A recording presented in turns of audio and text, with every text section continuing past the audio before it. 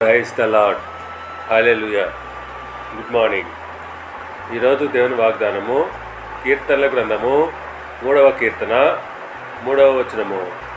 నా తల ఎత్తువాడవుగా ఉన్నావు. ఆమేన్.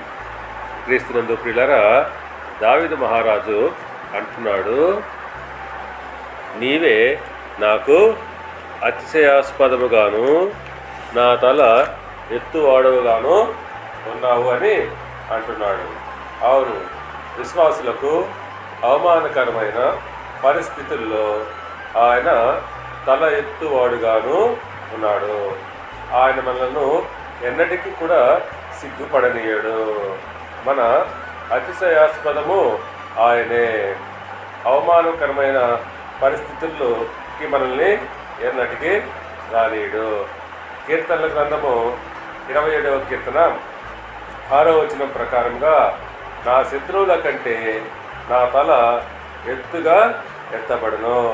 అవును, దావీదు జీవితంలో ఆయన శత్రువుల కంటే ఆయనను దేవుడు గొప్ప చేసెను. ఆ ప్రకారంగానే ఆయన యందు విశ్వాసం ఉంచిన వారిని ఆయన తల ఎత్తుకునేలాగా చేయును. దేవుడు మిమ్మల్ని దీవించి ఆశీర్వదించి వర్ధిల్ల చేయునుగాక. ఆమేన్.